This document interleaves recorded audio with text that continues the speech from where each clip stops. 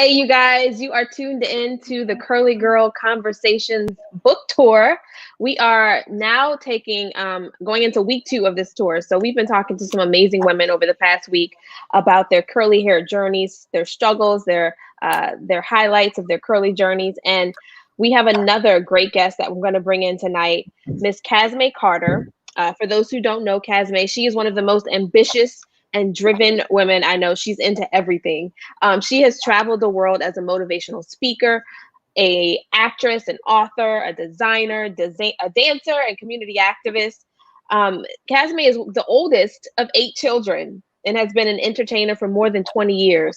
She's been a big sister and mentor to many young girls, promoting girl power. And she's the founder of an all-girl club and runs a magazine that features inspiring young women. She's even become a contestant on The Voice last year on the Legend team. And now she's focusing on inspiring other young girls to just really follow their dreams. So I want to welcome in my guest tonight, Miss Casmé Carter. How you doing? Hey, beautiful. I'm doing good, girl. Look at you, so fabulous. You know what? You always make me glow and smile because you're just like this breath of fresh air, and your energy is just contagious. So thank you so much for sharing that energy with me tonight. Thank you. Absolutely. It's my pleasure to be here with you, beautiful lady. Girl, you look so regal with your like one shoulder, like 20s with my vibe thing going on. I wanted to have my curly hair. I really did, but girl, the way the day has been going, I didn't have a chance to get it all pretty and curly and big for you. I appreciate the thought, but yeah, I tried the edges though. I tried to get my edges a little curly. That's important. That's very important. That's part of the curly girl. I don't know, like our signature, right? Like one of our signature hair pieces. I'm trying to get my bun in there. Like I put a little bun today because I was trying to preserve my curls from last week. So I washed it a week ago. So this is like still that good volume from last week's curl wash. I love it. So there we are. It's beautiful, darling. Beautiful. And you talked about your curls a little bit there, just kind of, your journey. Let's go back to the beginning. So when you were growing up, what's your curly hair journey been like? What was your hair like when you were younger, and how did you get to where you are now? My hair was actually very long and very, very curly. My mom, she had a lot of hair. My dad had a lot of hair. I used to get my hair pulled on a lot. So yeah, I was bullied at a young age because I was very, very friendly, very happy. We tend to be a target sometimes for bullies. So my hair used to be down my back. And I remember girls pulling my hair, like when we were in the auditorium at assemblies and stuff. So a part of me was kind of like long hair. Like sometimes I wish it was shorter, because of that. But it was so pretty. And like, as I got older, I realized, I was like, man, I had some beautiful hair. But what happened was when I got a little bit older, I wanted a perm. I wanted to be like the rest of the girls. I wanted my hair straight. I wanted to fit in. I wanted to be able to do like the updos and the hair that sticks and don't move, With the spritz. Girl, with the spritz. What was it? Listen, it was so like many peacocks and waterfalls and and all my hair would do is curl, put water in it. That was the look. My mom allowed me to cut my bangs. She said either you could get a perm. No, she said you could get your ears pierced or you can get your bangs cut at 16. So at 16, I chose to get my ears pierced. And no, I'm sorry. I got my bangs cut. And I thought I was all that. All I would do is put grease in it and I would have my curly bangs. Then when I turned 18, I got my ears pierced for the first time. But college, everybody was on my hair. They loved it. It was super cool. You remember Free from 106 in Park? Yeah. So me and her, people used to like always compare us because my hair was big and curly like hers, and I had like blonde streaks and stuff in it. It was gorgeous. I cannot get my hair back like that these days. I guess because I wear my Cassie tail so much, I'm always wearing ponytails. So I kind of stretched out some of my curls. And a lady gave me a perm at the same time. She gave me a coloring, and that really damaged my hair when I was living in Nashville. So How long ago was that? How long ago was that? That was like 12, 13 years. But it has not. You haven't fully evolved or like revived from that. I haven't recovered. No. That's so sad. Yeah. Have you ever thought about going back to the beginning and just starting fresh with a? I know this is probably never going to happen for you because you always have, you know, your long locks. But would you ever just start over with a big chop? So I did that right after Okay. depression in 2015. I went through depression for Oh. like 2-3 months, and the first thing that I wanted to get rid of was my hair. And I went kind of like Jada Pinkett low. So I guess in a way I did cut all that processed hair off, but it still didn't grow back the same. Like it was curly, but it never got its official curl pattern. Because you have more like a wave now, huh? Yeah, it's like a curly wave for sure. And you said something there. I don't want to miss that point. You cut your hair off in 2015 after about a depression. I think it was 2016 when I started cutting mine, like a progressive thing. But I don't think women realize how much stress and things we hold in our hair. And you are like, you can see the break points in your hair when, you know, something happens in your life. Can you talk a little bit about maybe some of the experience you shared with that? I didn't feel pretty. I didn't really feel valuable, even though I was still writing my Daughter of the King book during the time, which I thank that book because it was like an accountability for me. Like I really had to pull. I'm like, how are you sitting here writing all this empowerment for these girls, which is, you know, what I believe, but I wasn't really believing in myself like that. So I would look in the mirror and I would look at my hair and I saw the different texture, and I just felt like I needed a fresh, clean start, you know, from everything I was feeling, from the way I was feeling about my appearance to the way I was feeling about my career, about my love life.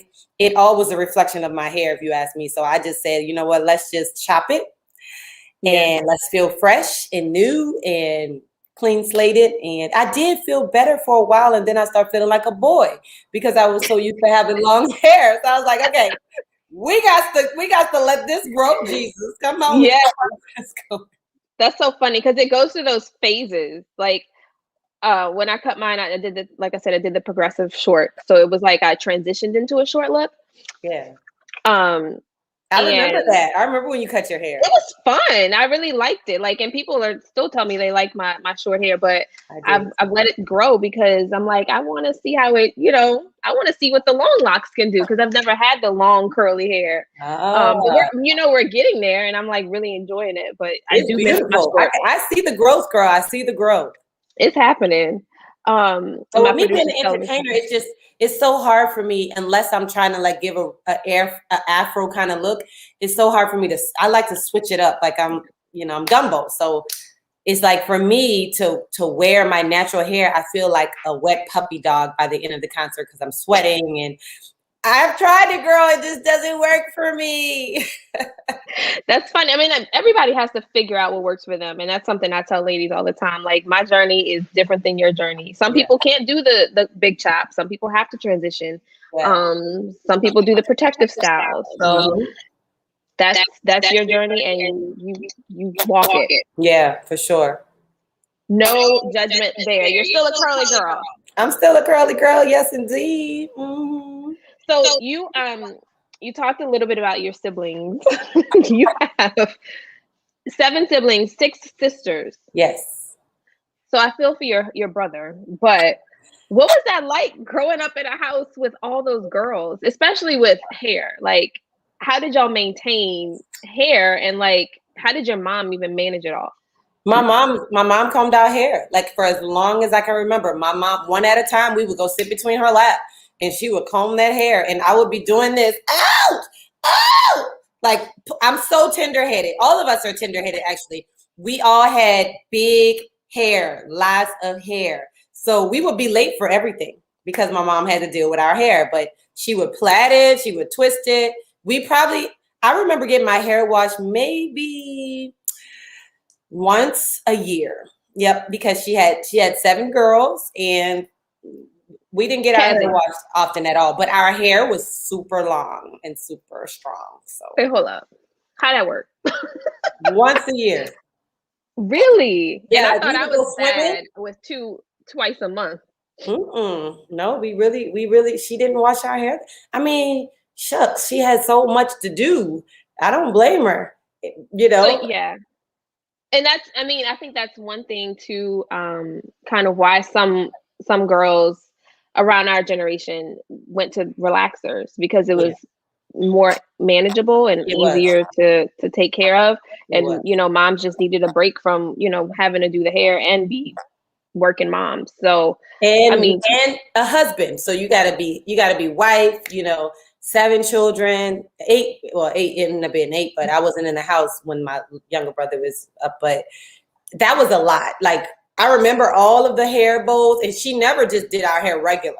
It was gorgeous. Like, when she took her time, we had containers full of bows because we want to match with everything. Like, the fashion thing was, we had it down pat, baby. We had every color bow, every color barrette, every color clacker. Did y'all like all match and stuff too, like each other? Yes, always. She wanted to make sure that wherever we go, she spot her girls. That's my girls with the yellow shirts on. Now, with you being the oldest, how did you chip in to help? Oh, I was her lead lady, girl. You know, whatever I could do. I made sure the house was clean. Mm-hmm. I wasn't really big on cooking. I'm not Chef Casmé, but I made sure the house was clean. I made sure, you know, I love my mom, so I tried to help however I could. But for the most part, she was like superwoman. She didn't really need much help. It's all the grace of God, because she allowed us the freedom to be. She still allowed me as the oldest freedom to be a child. Like, she never left us home to raise the kids, or I never combed my sister's hair. None of that. My mom did all that. So I would have thought that you liked to do something like that, like be the one helping the girls and like corralling everybody together, and that wasn't you. I did that with games and with activities around the house to keep us busy. You know, like, I would do obstacle courses in our front yard with tires and basketballs, and like, I was very active, all very creative. My mom used to literally throw parties in our yard for the community kids, and so I was more active like that, more of a help that way. So I would have thought too, like with you being like, you're on your Gumbo concert series right now, right? Yeah. And you have a different color each month planned out, and you have, you know, your different colors and your outfits all mapped out. Is that something that you're really enjoying doing and like bringing to life so many different concepts each month? I love it, girl. I am like, listen, this is great. Like, I'm even thinking about keeping it going for the rest of my life, because for shopping, I literally go in the store and I go straight to that color section. Like, this month is silver and gray, you know, that's the theme. So this has been the most relaxed color, you know. Purple was like the royal and the lilac. That was like for neo soul. This month is my hip hop month. So like, it's so much fun because I also coordinate a couple of the rooms in my house with whatever colors I get pillows and I get rugs to match it. Okay. Yeah. So you have a gray room this month? Yeah, I'm working on it. I'm working on the gray room. I just ordered my my sequin silver pillows, and I'm gonna use it as props, like in the visual album. So it's not like I'm wasting money, but it's just so fun because I kind of like just get to live in that whole, like, my nails will always tell you what color it is that month. So wait, we have some ladies in the comments who are chiming in saying lovely dialogue. Hey, Jania. Hey, my favorite twins. Hey, Judy and Renata. Thank y'all so much for tuning in. If y'all have any questions for our guests, make sure you go ahead and drop a comment below. We'll make sure we get those questions to her so she can answer. I love a couple of those ladies. I saw their names there. Renata! Yeah, right? So tell me about how you manage keeping your hair healthy with such a rigorous schedule, because you mentioned a little bit about the, you know, you kind of pull it back a lot, but how do you keep it healthy and nourished and still, you know, feel beautiful? So I love Talia Oiji products, and I'm an ambassador for her. Met her in Atlanta, Georgia, did a couple shows for her, opening for like Angie Stone and Music Soul Child. And so I was introduced to her products, and I wash my hair on a regular basis, like weekly, with her Apple and Aloe products. They're so good.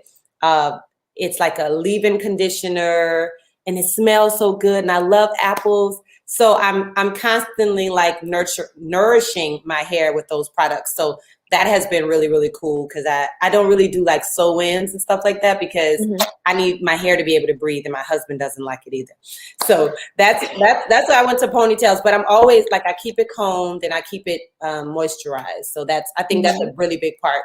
So I don't have to deal with like breakage and things like that. Yeah. And I've been doing a lot of wigs too, which is very, very protective styling. Like, I didn't realize you wore the wigs because your hair is already long. So I just, assumed, It's only if you see a color. It's only if you see, like, I only wear color wigs. So like, for like, I have like some pictures with like blue wigs. So like basically when I do my visual albums, just to save time, I do those color, whatever color my hair is, I order bunches of wigs. So normally it's like short bang wigs or long with bangs.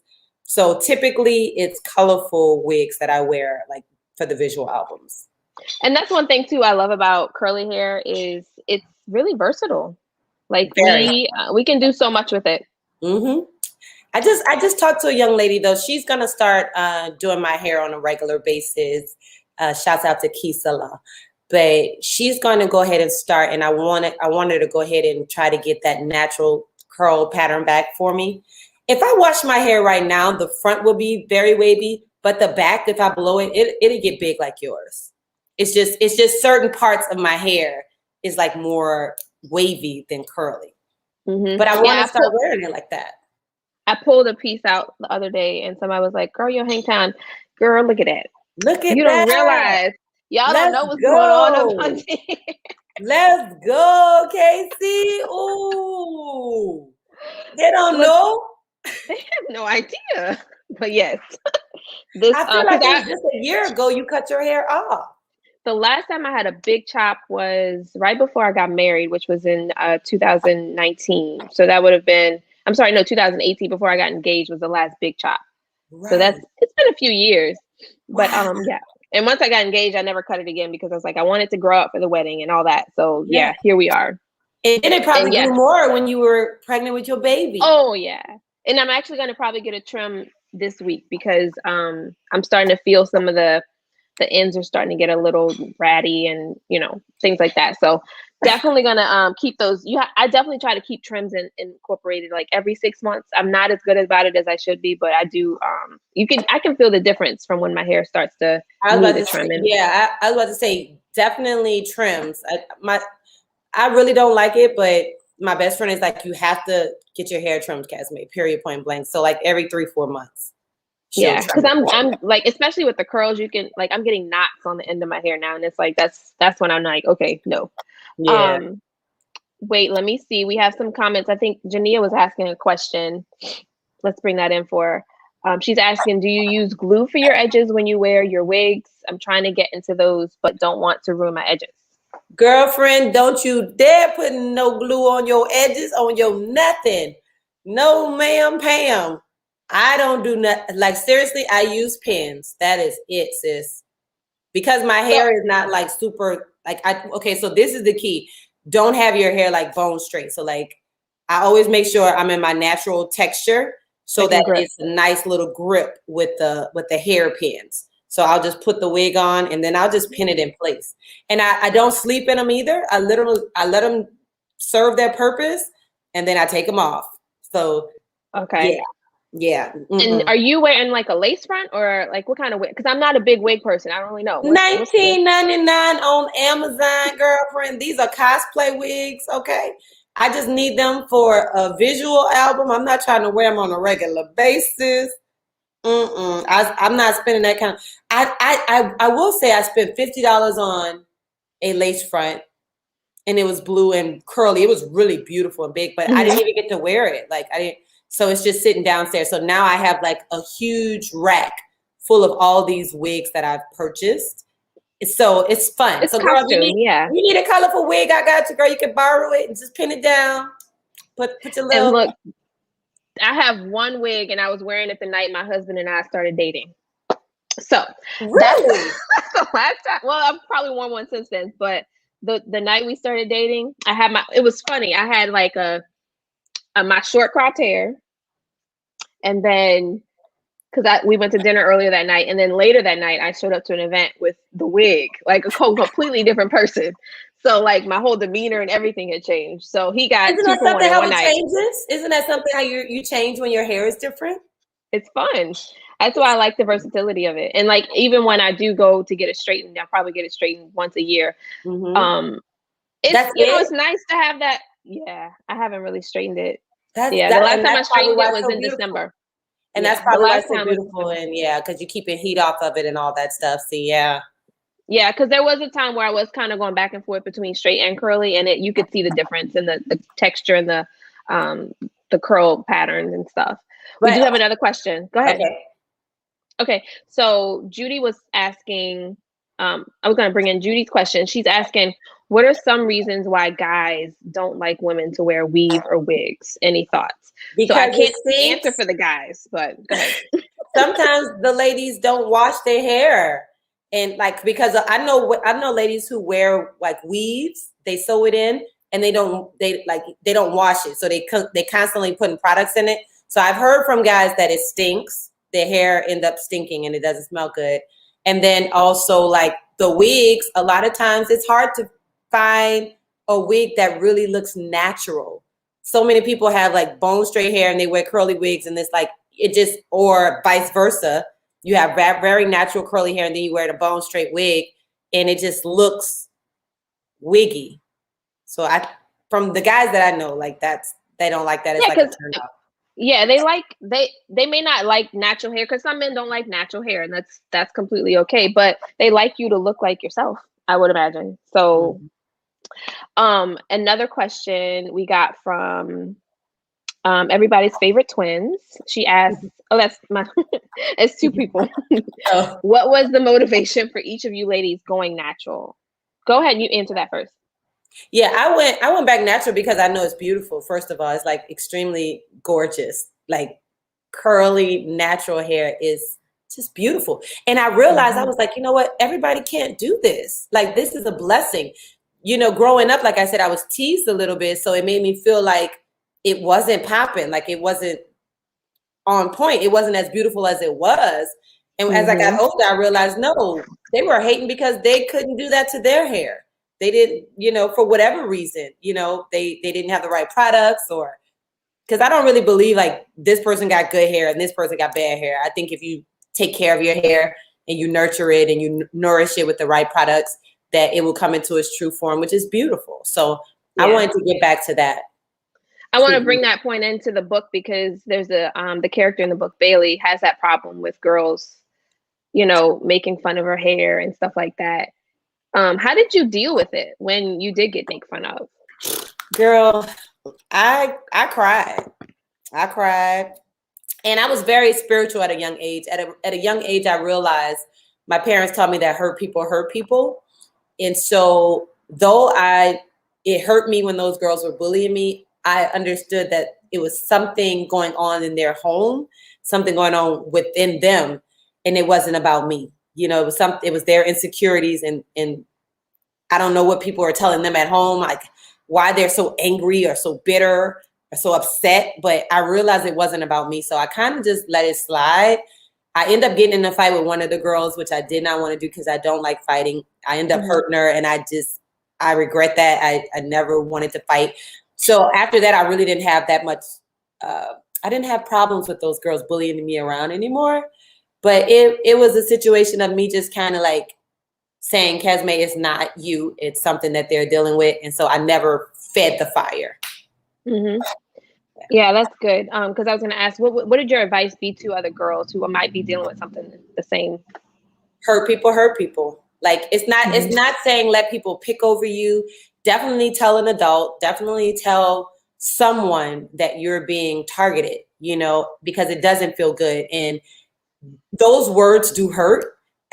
Even now as an adult, I think about some of the things that has been said to me over the years that kind of hurt me. And I knew that those things were not true, but it still hurt that somebody would think that or feel that way, or even have the guts and the nerves to say that. To say it, yeah. So that's what hurts you, but you have to forgive them, even if they never, ever apologize. Years later, I have some people that have apologized for treating me so ugly.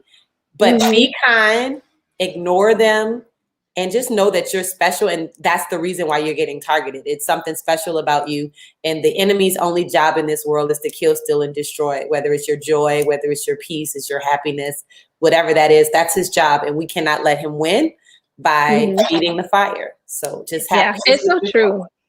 And even as an adult, you get it. I mean, so you know, I have to remind myself too when people tell me things, and I don't really get it too much anymore, but you know, it's not about you, it's really about them. And it's what they're something that they don't like in themselves.